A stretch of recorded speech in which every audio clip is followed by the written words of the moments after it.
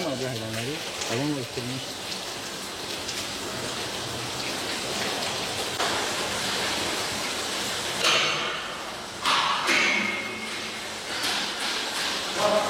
Sabah yemiş de. Eyüp abi torbek yahutsa yem.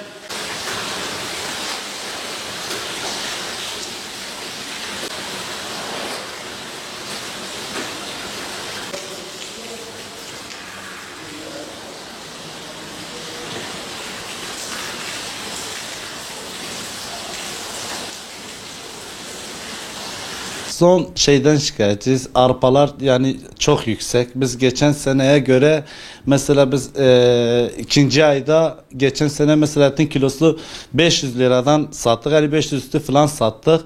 Şu an mesela arpanın kilosu geçen sene 7 liraydı Kurban Bayramı'ndan bu sene. Yani şu an mesela 13 liraya dayanmış.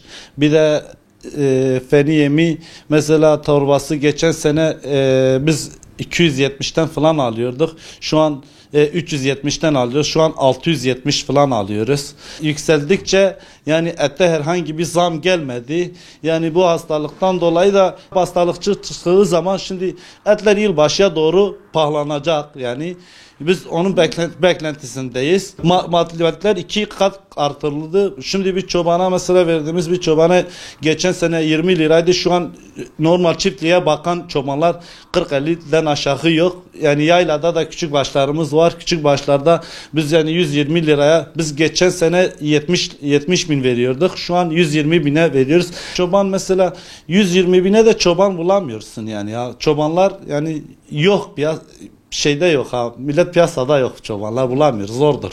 Yani ne kadar fayda görse şu an besleyiciler Türkiye'nin yani büyük bir et orantısı bir halka üreticiyi komple bitirsek yani millete zarar olur. Yapay ete geçmek istiyorlar. Ofis üzerinden yani şimdi besleyiciye destek verse iyi. Yani destek vermiyorlar. Kapantanlar oldu yani şimdi piyasada yani yemler pahalı olduğu zaman birbirini çıkarmıyor. Yani sen şimdi hesaplıyorsun, besleyiciler zarardadır. Besicilerin şu anda en büyük sorunu hayvan yemleridir. %50 ile bazı yemlerde %50, %100 artanlar var. Mesela feni yemi mesela geçen sene 300 ise bu sene 600'ü bile geçmiş. Saman öyle, buğday öyle. Mısır sılacını mesela geçen sene 200 alıyordu. Şu anda 400, 600 öyle yükselmiş şu anda. Maliyetlerin artması tüketiciyi etkiliyor. Mesela et fiyatlarını yükseltiyor. Süt fiyatlarını yükseltmek zorunda kalıyor insanlar. Peynir fiyatları yükseliyor. Zaten küçük işletmecilerin çok kapandı. Bu fiyatların artmasından dolayı artık yani hayvan beslemiyorlar. Büyük işletmelere de yani biraz da olsa yardım etmeleri gerekiyor. O yem konusunda.